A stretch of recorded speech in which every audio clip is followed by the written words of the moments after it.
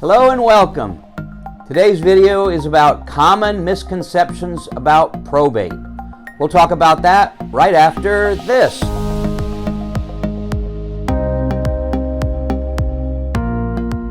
So today's video is about misconceptions about probate. I recently heard an expert who was talking about his probate experiences and helping people. He's a cash buyer and real nice fella, does a lot of videos. I don't think that his misinformation given was intentional. I think it was maybe just from lack of knowledge and lack of truly finding out and studying the probate process. But irregardless, I love that word, it's not a real word, but regardless of that, it doesn't really matter whether it was intentional or not, it is misinformation. I'm here to clear up some of that. And the first thing is that probate takes a long time.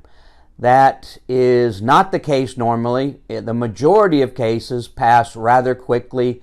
The minimum amount of time that a probate can take in the state of Florida for formal administration, 90 days. And that is because there's a notice to creditors sent out, and that takes 90 days for the creditors to have to respond back. So normally, probate process will last at least that. It'll usually go at least 4 to 6 months is on average how long probate lasts here in the state of Florida. Another misconception stated was that property going through a real estate agent through probate can take a long period of time. Not true at all. I have sold a couple of real estate properties through probate that went super fast. And it all depends on the buyer. First of all, you have to have letters of administration from the court, which takes about 30 days in today's world right now, post-COVID. So roughly 30 days you'll have what's considered letters of administration, and that means you have the power to sell the house. You don't have to wait down the road to sell it. Some attorneys like the personal representative to wait, but there's no need to wait. And quite honestly, and there's another video about it, it's in your favor to sell the house quickly and stop the bleeding of expenses that is going on with the house sitting there unoccupied or just paying out money in taxes and HOA and cooling, electricity bills, etc. So the best thing you can do is, once you have your letters of administration in your hand, is to get with somebody like me, especially somebody that knows the probate process and can help you with different intricacies about that, and we get it on the market and sold. And for the most part, if the property is sold or put at the right price, and I don't mean bargain basement price, if it is put at proper market value for the condition that it's in, then it should sell rather quickly. And I've had a few sales that were sold within 30 days, and they were cash sales. So the only thing we were waiting on was the HOA. So, to say that probate sales through a real estate agent takes a long period of time, absolutely not true. The HOA is usually what slows down the sales process, especially if it's a cash deal. So I want to get rid of that misconception. And if it's a cash buyer, whether it's through a real estate agent or not through a real estate agent, it's a cash buyer. And the only thing that's going to slow it down is HOA, and that's pretty much it. If it's going through financing, yeah, it can get slowed down by the loan processing situation. But even then, it's usually about 45 days, at the most about 60 days. So it's really not a long period of time. Another question that he answered incorrectly was the purpose of probate. He said that it was so that the money gets to the right person, being the inheritance. Not 100% true. Actually, the state doesn't really want to tell you this, but the main purpose of probate is so that the creditors get paid, and then that the rest of the money gets to who it's supposed to go to. Otherwise, you just have a will, and the money would go to whoever's listed in the will.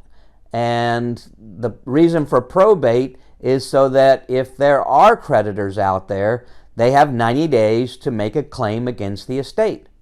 Now, after that 90 days, then the money goes through, first of all, if there's a will, it goes through how the will is set forth. If there's not a will, the state of Florida has what I call a pecking order, and it'll go through that process. And say, for example, there's a spouse.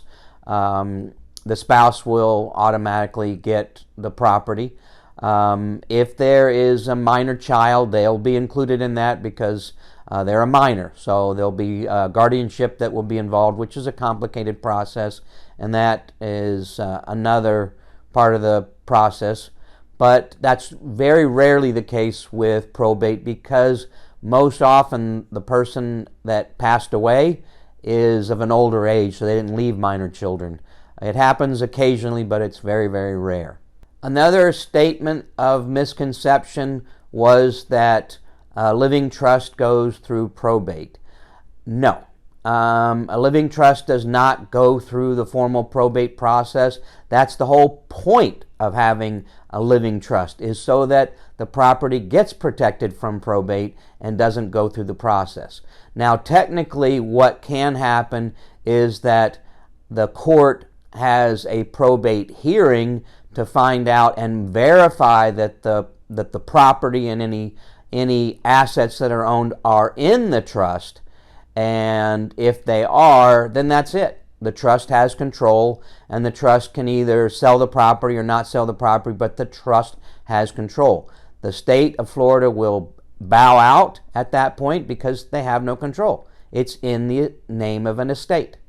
But if the estate is, say, it has a living trust and the property didn't get put into the living trust, which does happen, then it would go through formal probate. A good example is Steve Jobs, was the one of the founders of Apple, and he had a lot of property. And when he passed away, at least one of his properties was not in the living trust.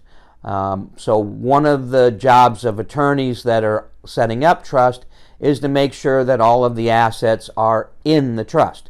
You can't just have a trust and have nothing in it, otherwise it's worthless. So they have to actually put through their processes to get the assets in the trust.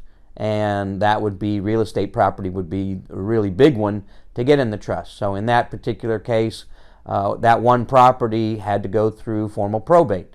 And that's happened to a lot of famous people, Prince, Michael Jackson, and others.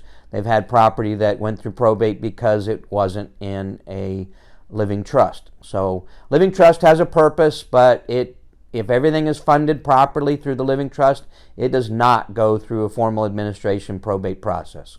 One of my most concerning ones was misconception was the statement that homestead property has a limit. Not true at all. In the state of Florida, the homestead could be $1 million property. It could be a $5 million property. If it's homesteaded, the whole point of homestead is to protect the property from outside forces, so to say. A house cannot be taken from by average creditors. That's the point of homestead in the state of Florida, is to protect it from creditors, to protect it from liens. The exceptions, obviously, are the IRS. They can take your house. A mortgage company can take the house. Those are not protected by homestead. But homestead in itself does not have a limitation by dollar value. Not at all. The only way it's limited is by who can attack that homestead and actually force the sale of a house. And that would be a mortgage company, the IRS, the local government. If you're not paying your taxes and you don't pay your taxes for 3 years and somebody else pays the taxes, they can make a claim to take deed of the house, and that's a legal process that happens. And so you got to make sure that you pay your property taxes, whether it's homesteaded or not. It's extremely important to pay your property taxes. Otherwise, the local government can force the sale of a house. So those are really the only exceptions, is federal government, local government, and mortgage company. Those are the three that can actually force the sale of a homesteaded house in the state of Florida. Otherwise, that's the whole point, is to protect it. So there's no limit, $5 million, $10 million, it's still homesteaded. So wanted to clear up that misconception. So that clears up today's video about common misconceptions, even by professionals in the real estate market. Comment below if you have any other questions that you think you might have heard misinformation from. Please subscribe down below, and what that means is you'll get notification when other videos like this drop, and hopefully you'll find them as equally or more useful and helpful as this one. And if you would be kind enough to like this video, that always helps as well. Google notices that.